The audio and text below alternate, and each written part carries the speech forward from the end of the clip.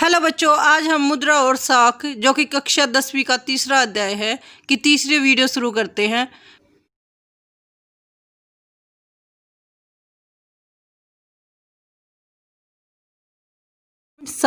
मुद्रा और साख की ये तीसरी वीडियो है। इससे पहले वाली दो वीडियो में हम पढ़ चुके हैं कि मुद्रा और साख क्या होती है, मुद्रा के प्राचीन रूप कौन सा है, मुद्रा का आधुनिक रूप कौन सा है, बैंक किस प्रकार मुद्रा का लेन देन करते हैं, किस तरह बैंक लोगों की ऋण आवश्यकताओं को पूरा करते हैं।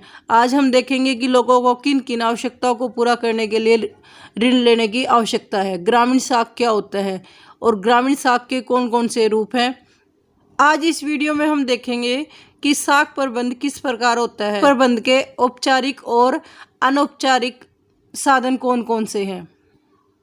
तो चलो आज की वीडियो शुरू करते हैं।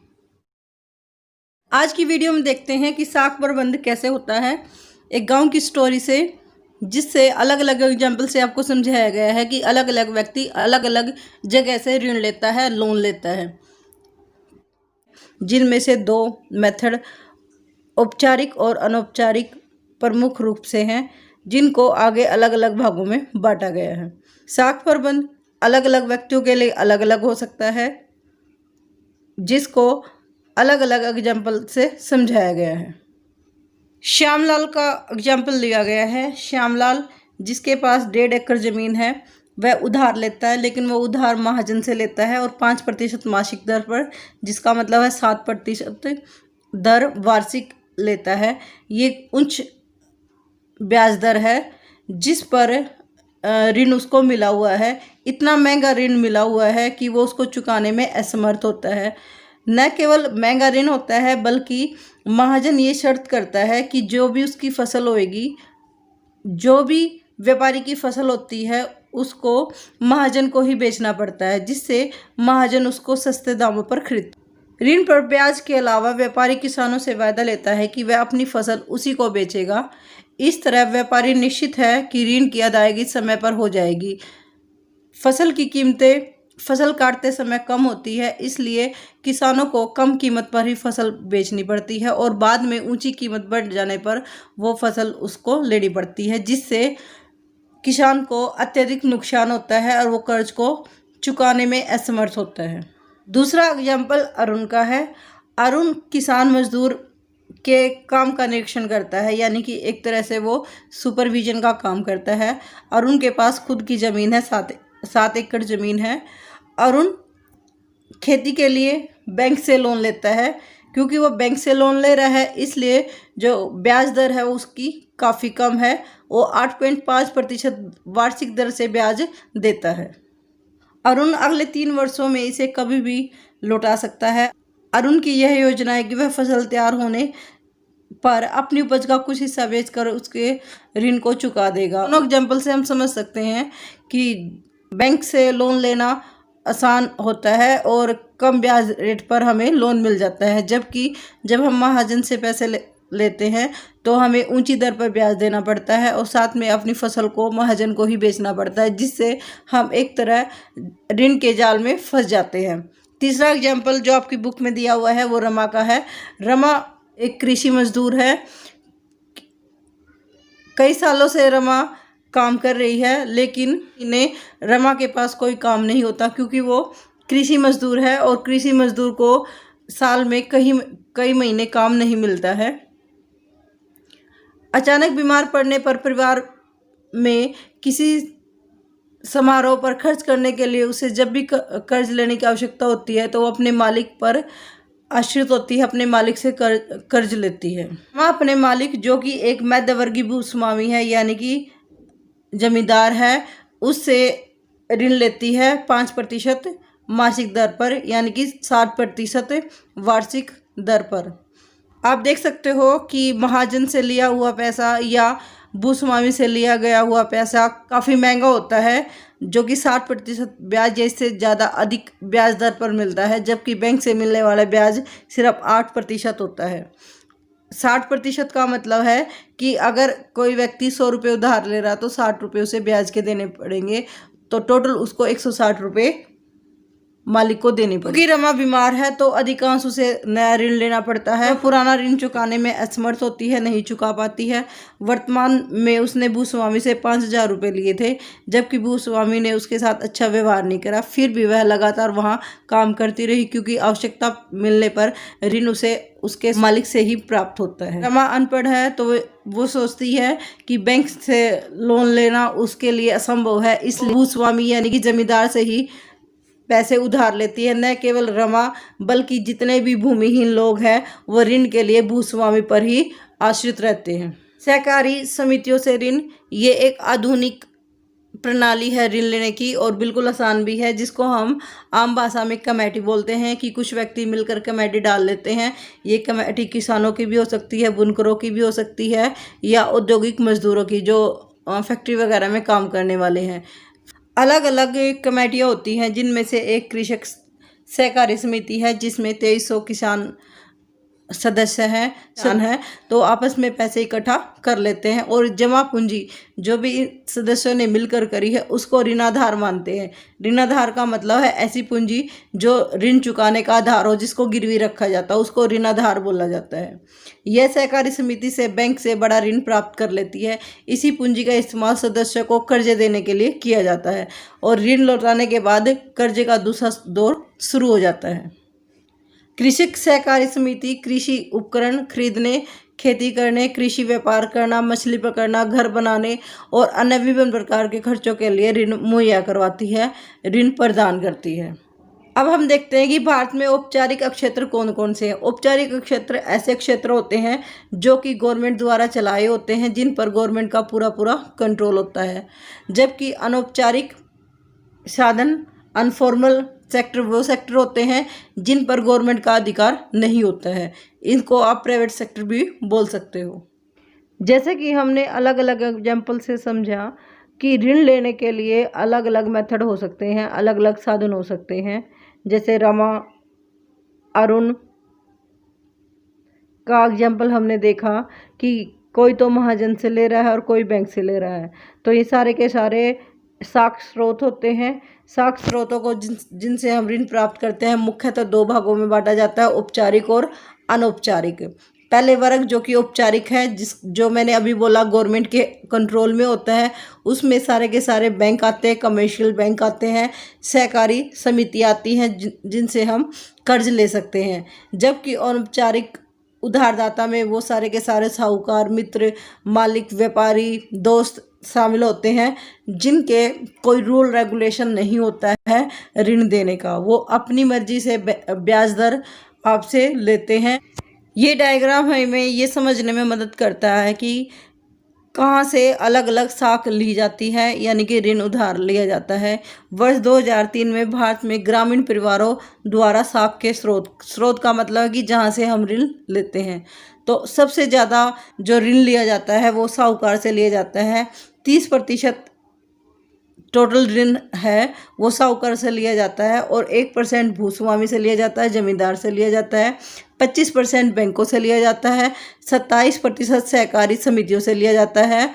3% व्यापारियों से लिया जाता है। 7% रिश्तेदार व दोस्तों से लिया जाता है, जबकि जो अन्य रह जाते हैं उनसे 7% लिया जाता है। तो इस पाई चार्ट से हम इजली समझ सकते हैं कि जो कि औपचारिक मेथड है हमारा, जो बैंकों का है, उसकी ग्रोथ काफ़ी कम है। केवल 25% ही है जो बैंकों द्वारा कवर किया जाता है। बाकी 75% है वो अनौपचारिक है, और अनौपचारिक होने की वजह से जो ग्रामीण परिवार हैं वो ऋण जाल में फंसते चले जाते हैं, क्योंकि इनकी महंगी दर होती है और इनकी जो शर्तें होती हैं वो भी काफ़ी मनमानी होती है।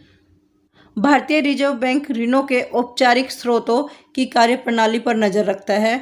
भारतीय रिजर्व बैंक जो कि देश का सबसे बड़ा बैंक है, आरबीआई केंद्रीय बैंक बोला जाता है, वो जितने भी बैंक हैं उन पर नज़र रखता है। ये हमने पहले वाली वीडियो में भी कवर किया था कि बैंकों पर कंट्रोल आरबीआई का होता है, उसके अकॉर्डिंग ही रणनीति अपनाई जाती है, उसके अकॉर्डिंग ही ब्याज दर डिसाइड की जाती है। उदाहरण के लिए हमने देखा कि बैंक अपनी जमा का 1% न्यूनतम हिस्सा अपने पास रखता है, तो वो भी आरबीआई उस पर नज़र रखता है कि कितना प्रतिशत बैंक अपने पास रखते हैं। बैंक आरबीआई केवल लाभ अर्जित करने वाले व्यवसायी को ही ऋण नहीं देता, बल्कि छोटे मोटे किसानों को भी ऋण देता है, छोटे कर्जदारों को भी ऋण देता है। समय समय पर बैंकों द्वारा आरबीआई को यह जानकारी देनी पड़ती है कि वह कितना और किन को ऋण दे रहे हैं, उनकी ब्याज दर क्या है। जबकि अनौपचारिक क्षेत्र में ऋणदाताओं की गतिविधियों की देखभाल करने वाला, देखरेख करने वाली कोई भी संस्था नहीं होती। वो अपनी मर्जी से ऐच्छिक दरों पर ब्याज ऋण देते हैं और नाजायज तरीकों से, गलत तरीकों से पैसे वापस लेने की कोशिश करते हैं। औपचारिक ऋणदाताओं की तुलना में अनौपचारिक क्षेत्र के ज़्यादातर ऋणदाता कहीं अधिक ब्याज वसूल करते हैं, इसलिए अनौपचारिक ऋण कर्जदाता को अधिक महंगा पड़ता है।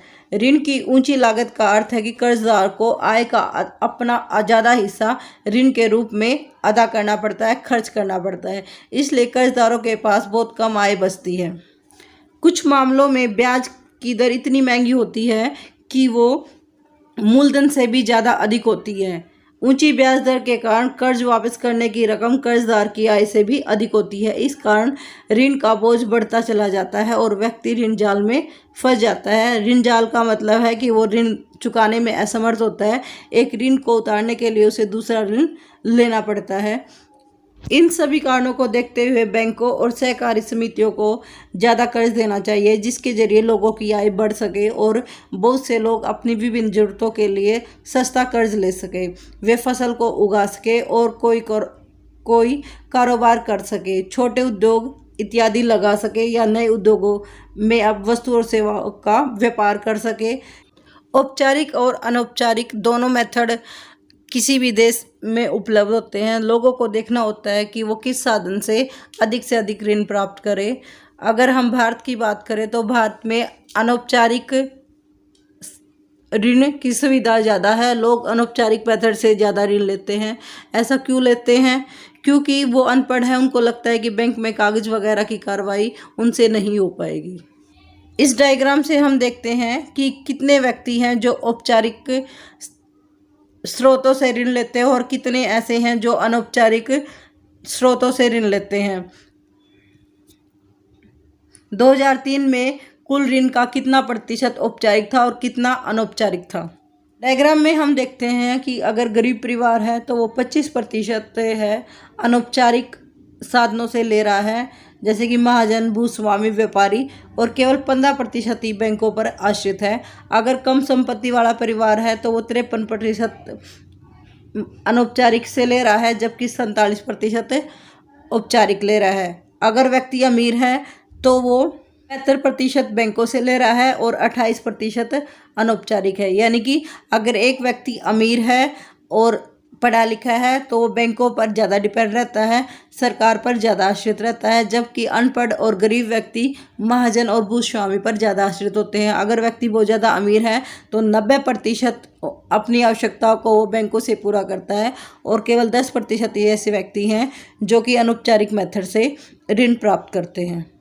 वर्तमान समय में अमीर परिवार ही औपचारिक स्रोतों से ऋण प्राप्त करते हैं, जबकि गरीब परिवार अनौपचारिक स्रोतों पर ही ज़्यादा निर्भर रहते हैं।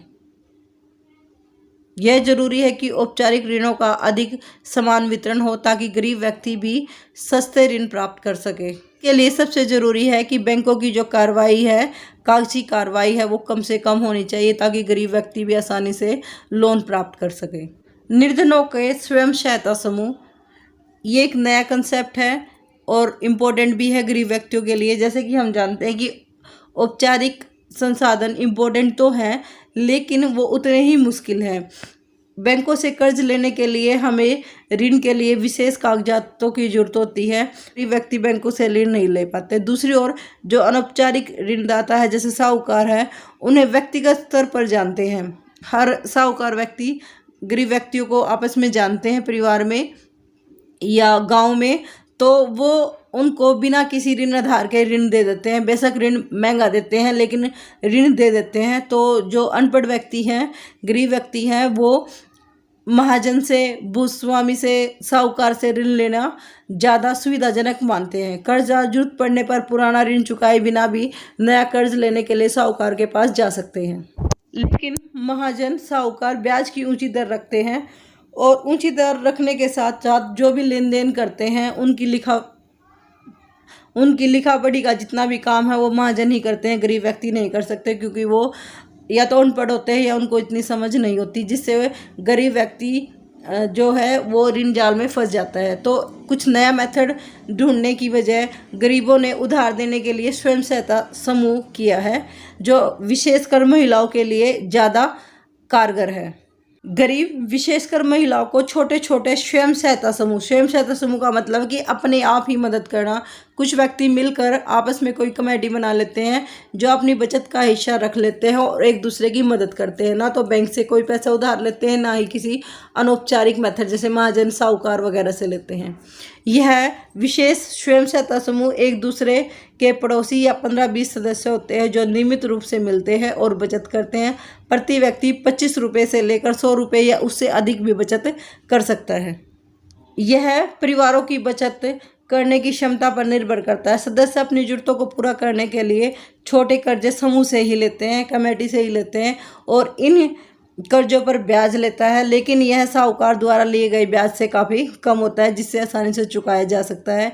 यह 2 वर्षों के बाद अगर समूह नियमित रूप से बचत करता है तो समूह बैंक से ऋण लेने के लिए भी योग्य हो जाता है। बैंक से ऋण लिया जा सकता है। इसका मकसद सदस्यों के द्वारा जो भी समूह में सम्मिलित होते हैं उनको स्वरोजगार मिले, नए वो अपने काम धंधों को प्राप्त कर सके। उनको द्वारा दिए गए कर्जे सदस्यों को छोटे छोटे कर्जे जैसे कि गिरवी जमीन को छुड़ाने के लिए, कार्यशील पूंजी की जरूरत को पूरा करने के लिए, घर बनवाने के लिए, सिलाई की मशीन या हथकरघा, पशु इत्यादि संपत्ति खरीदने के लिए दिए जाते हैं। इन कमेटी को स्वयं सहायता समूह कमेटी क्यों बोला जाता है?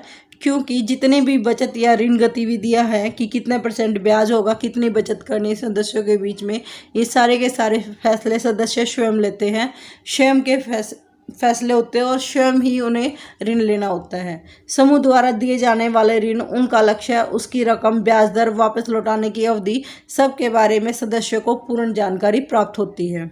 इस समूह द्वारा लिया गया ऋण और उसको लौटाने की जिम्मेदारी पूरी समूह की होती है। अगर एक सदस्य ऋण वापस नहीं करता तो समूह के अन्य सदस्य इस मामले को गंभीरता से लेते हैं और उसको ऋण अदायगी करने के लिए मजबूर करते हैं या उसको समझाते हैं। समूह के अन्य सदस्य इसे गंभीरता से लेते हैं।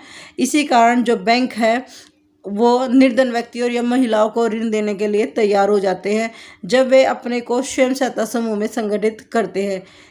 यद्यपि उनके पास कोई ऋणाधार नहीं होता, यानी कि उनके पास जमीन जायदाद या कोई कागज न होने के बाद भी उनको आसानी से ऋण प्राप्त हो जाता है। इस तरह स्वयं सहायता समूह कर्जदारों को ऋणाधार की कमी को उभारने के लिए काफ़ी मददगार करता है, काफ़ी सहायता करता है।